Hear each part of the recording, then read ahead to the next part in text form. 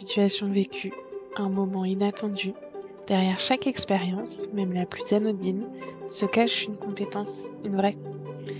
Bienvenue dans Elles Inspirent Studio, version pépite, un format court, piquant et toujours audacieux, là où chaque histoire révèle ce que tu sais déjà faire. Bonjour Clémence, bienvenue dans le podcast. Bonjour, merci. Alors aujourd'hui, on est ensemble pour un épisode pépite, donc un épisode court dans lequel tu vas nous parler d'une expérience qui t'a apporté beaucoup, qui t'a permis d'apprendre des choses. Avant de commencer et d'aller plus en profondeur dans le sujet, est-ce que tu peux te présenter en quelques mots? Oui, alors je m'appelle Clémence, j'ai 32 ans, je vis en région parisienne. Je suis naturopathe et aussi j'accompagne, la prévention, des violences sexuelles sur les enfants. Super, merci. Alors, justement, cette expérience personnelle dont tu vas nous faire part, est-ce que tu peux nous donner des détails, nous expliquer un petit peu le contexte, comment tu as eu cette idée, comment tu as pu en arriver à ça? Ouais, alors moi je fais beaucoup de hula hoop, mais le truc c'est que quand on dit le hula hoop, les gens pensent que c'est juste inserté autour de la taille et rien d'autre, alors que c'est bien plus compliqué que ça. On fait plein de gestes avec les bras, enfin c'est de la chorégraphie en fait, mais c'est de la danse, mais avec un cerceau. Et quand j'ai vu, ouais, ton annonce pour ton podcast, ça m'a parlé parce que déjà tu disais que c'était pas forcément une expérience forcément professionnelle, dont tu voulais qu'on parle et du coup, moi ça c'est de base, c'est pas professionnel du tout, mais je sais qu'il y a eu beaucoup de changements dans ma vie à partir du moment où j'ai commencé cette activité-là. Ouais.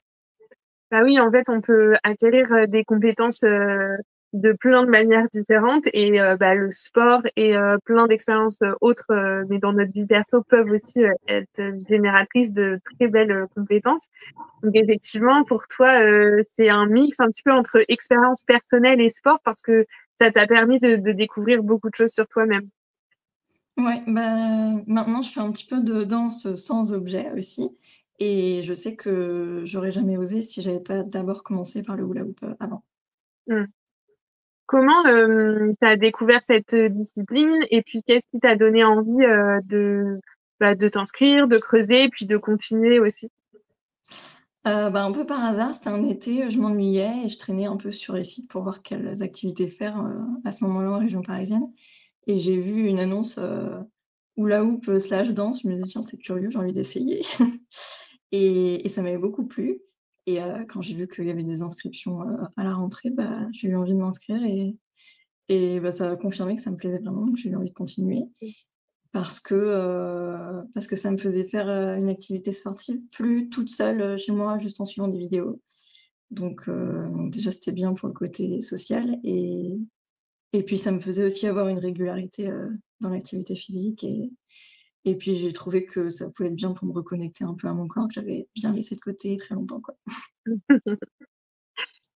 Alors, une fois qu'on a tout ça, quelles sont la compétence phare en tout cas, vraiment, bien sûr ça t'en a appris plein d'autres, mais celle qu'on va mettre en avant, qu'est-ce que quel est le lien avec cette activité? Quelle compétence tu as envie, de nous parler aujourd'hui?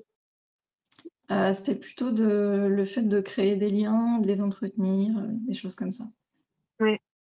C'est le fait du coup d'avoir intégré un groupe, une communauté qui t'a permis de déployer cette compétence-là?